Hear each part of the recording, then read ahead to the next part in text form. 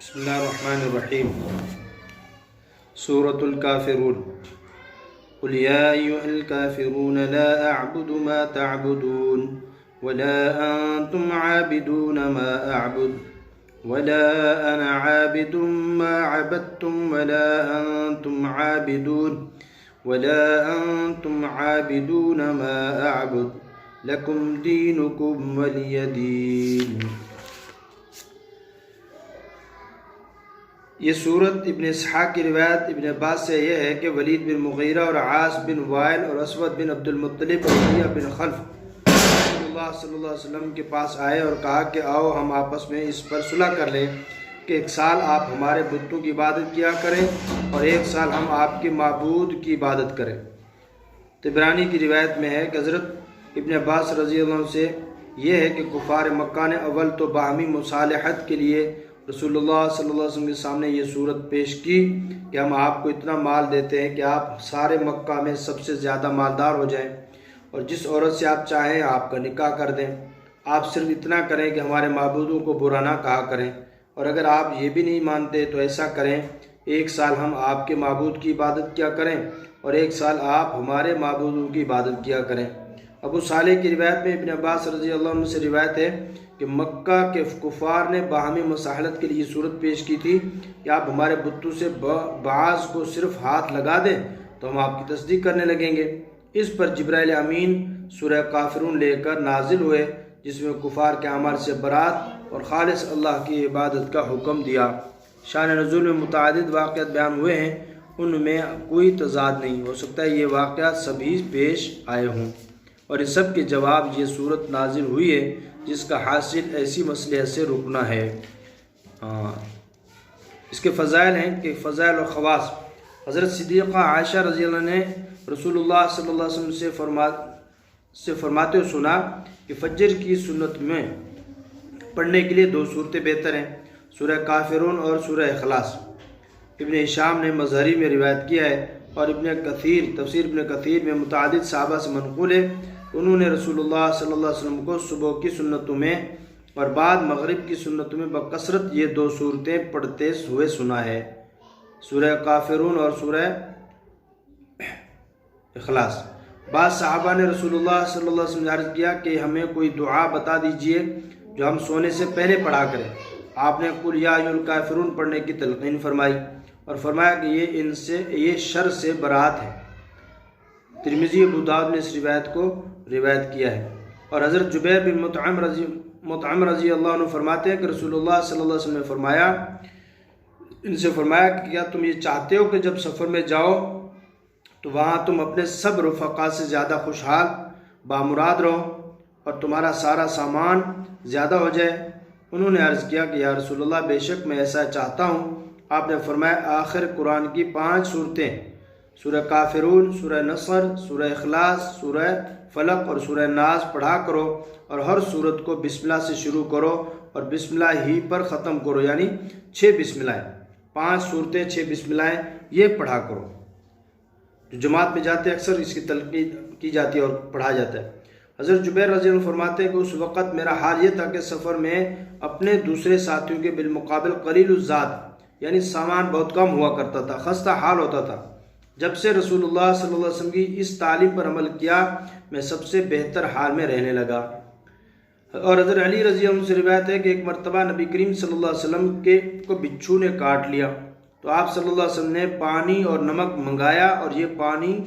کاٹنے کی جگہ لگاتے جاتے تھے اور قل یا ایھا الکافرون، قل اعوذ برب الفلق اور قل اعوذ برب الناس پڑھتے جاتے تھے۔ جو بھی ایسا کسی کا ہو بچھو کاٹے تو یہ بھئی عمل کر لینا چاہیے، تو اس سے انشاءاللہ یہ ہوگا کہ اللہ تعالیٰ اس کے اثر کو ختم فرما دیں گے۔ تو کیا فضیلت؟ ایک تو فجر اور مغربی سنتوں میں پڑھتے رہا کرتے تھے اور سفر میں پڑھنے سے بے حالی ختم ہو جائے گی، حال اچھا ہو جائے گا، اور بچھو کے کاٹے کا بھی یہ عمل بہت فائدہ دیتا ہے۔ اس صورت میں یہ چند کلمات مقرر آئے ہیں۔ اس تکرار کو رفع کرنے کے لیے ایک تفسیر تو یہ ہے کہ بخاری نے بہت سی مفسرین سے نقل کیا کہ 2 کلمے ایک مرتبہ زمانہ حال کے لیے اور دوسری مرتبہ زمانہ مستقبل کے لیے متعلق آتے ہیں، اس لیے کوئی تکرار نہیں ہے۔ مطلب یہ کہ نہ تو بالفعل ایسا ہو رہا ہے کہ میں تمہارے معبودوں کی عبادت کروں اور تم میرے معبود کی عبادت کرو، نہ آئندہ ایسا ہو سکتا ہے کہ میں اپنی توحید پر تم اپنے شرک پر قائم رہتے ہوئے ایک دوسرے کے معبود کی عبادت کریں۔ تم یہ تو نہیں ہو سکتا کہ تم کیا کرو، مشرک بھی رہو، بتوں کو بھی پوجتے رہو اور کہو جو اللہ کی بھی عبادت کرتے ہیں، ایسا نہیں ہو سکتا۔ بتوں کو بھی شریک ٹھہراؤ اور اللہ کو ایک بھی مانو، اور میں بھی ایسا نہیں کر سکتے اللہ کو ایک مانتے پھر اللہ کے غیروں کو، دشمنوں کو، بتوں کو بھی پوجو، ایسا بھی نہیں ہو سکتا۔ اسی تفسیر کو حضرت حکیم الامت رحمۃ اللہ علیہ نے تفسیر بیان القرآن میں اختیار فرمایا، جو اوپر خلاصہ تفسیر میں آ چکی ہے، مگر بخاری رحم اللہ کی تفسیر میں لکم دینکم ولی دین کی تفسیر دین بمعنی مذہب اسلام کفر سے کی، مطلب یہ قرار دیا ہے کہ مصالحت کی مجوزہ صورت قابل قبول نہیں، میں تو اپنے دین پر قائم ہوں ہی، تم بھی اپنے دین پر مصر ہو تو تم جاؤ، اس کا انجام تمہیں بھگتنا پڑے گا۔ اور بیان القرآن میں دین کو بمعنی جزا قرار دیا ہے۔ جی قل فرمایا آپ کہہ دیجئے، اے کافرو، یا الکافرون، اے کافرو، اے منکرو، لا اعبد، میں نہیں پوجتا، ما تعبدون، ان بتوں کو جن کو تم پوجتے ہو، میں نہیں پوجتا جس کو تم پوجتے ہو، جس کی بندگی تم کرتے ہو میں اس کی بندگی نہیں کرتا۔ ولا انتم عابدون ما اعبد، اور نہ تم پوجو جس کو میں پوجوں، یعنی جس کی میں عبادت کرتا ہوں تم اس کو نہیں پوج سکتے، کیونکہ تم جب بتوں کو بھی پوجتے ہو اور بتوں کو سجدے کرتے ہو تو تم کہاں ایسے کرو گے کہ اللہ کے بھی پوجو گے۔ ولا انا عابد ما عبدتم، اور نہ مجھ کو پوجنا ہے اس کا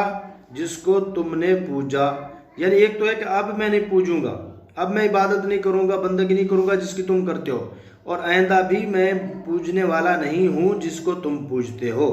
ولا انتم عابدون ما اعبد، اور نہ تم کو پوجنا ہے اس کا جس کو میں پوجتا ہوں، یعنی اور تم بھی اس کی بندگی نہیں کرو گے جب تک ایمان شرک کو چھوڑتے نہیں ہو، یعنی تم بھی بندگی کرنے والے نہیں ہو جس کی میں کرتا ہوں، اس کو پوجنے والے نہیں جس کو میں پوجتا ہوں۔ لکم دینکم ولی دین، تم کو تمہاری راہ، تمہارے لیے تمہاری راہ اور میرے لیے میری راہ، یعنی میں تو اپنے رب کی بندگی کرتا رہوں گا، تم جاؤ کرو اپنے دین پہ چلو، اس کا خمیازہ بھگتنا پڑے گا، یعنی اگر تم اللہ کو نہیں مانتے تو جاؤ جس دین پر چلتے ہو چلو، قیامت کے دن تمہیں اس کا خمیازہ بھگتنا پڑے گا۔ اس لیے جو ہے کسی قسم کی شرک اور اس کی چیزوں سے بچنا چاہیے۔ بعض دفعہ آدمی سمجھتا ہے میں صحیح کر رہا ہوں، حالانکہ وہ شرک میں مبتلا ہوتا ہے، شرک میں لگا ہوتا ہے۔ تو اللہ تعالیٰ ہم سب کی شرک سے حفاظت فرمائے۔ لکم دینکم ولی دین کی تفسیر میں ابن کثیر نے فرمایا یہ جملہ ایسا ہی ہے جیسے دوسری جگہ قرآن کریم کا ارشاد ہے فَإِن كَذَّبُوكَ فَقُلْ لِي عَمَلِي وَلَكُمْ عَمَلُكُمْ، کہ اگر یہ تمہیں جھٹلاتے تو پھر کہہ دو میرا دین میرا، تمہارا دین تمہارا، لَنَا أَعْمَالُنَا وَلَكُمْ أَعْمَالُكُمْ،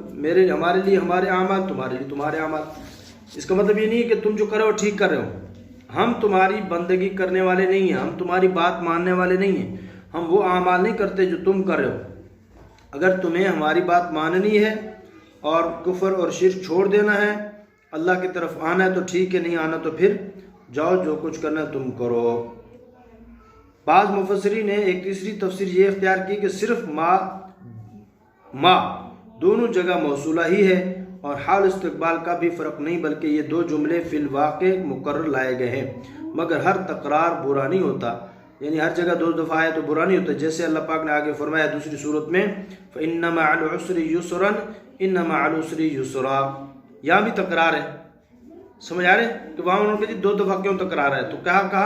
یہاں اس کا معنی کیا بنتا ہے، جب ایک جملہ معرف باللام ہو وہ دو دفعہ آئے، ایک جملہ معرف باللام ہو وہ دو دفعہ ہے تو اسے ایک چیز مراد ہوتی ہے۔ فَعَصَى فِرْعَوْنُ الرَّسُولَ، الف لام آ گیا، اِنَّا أَرْسَلْنَا إِلَيْكُمْ رَسُولًا شَاهِدًا عَلَيْكُمْ كَمَا أَرْسَلْنَا إِلَى فِرْعَوْنَ رَسُولًا فَعَصَى فِرْعَوْنَ الرَّسُولَ، تو فرعون الرسول، تو وہاں آیا کہ دوبارہ رسول آیا الف لام کے ساتھ، سے مراد پہلے والا رسول ہے، تو یہاں کیا ہے تکرار فرمایا، عسر جو ہے الف لام کے ساتھ ہے، اس سے مراد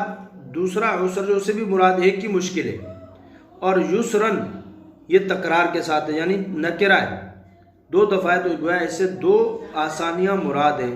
ایک مشقت پہ ایک پریشانی پہ دو آسانیاں ہیں۔ چلے اللہ تعالیٰ ہمیں اس پر عمل کرنے کی توفیق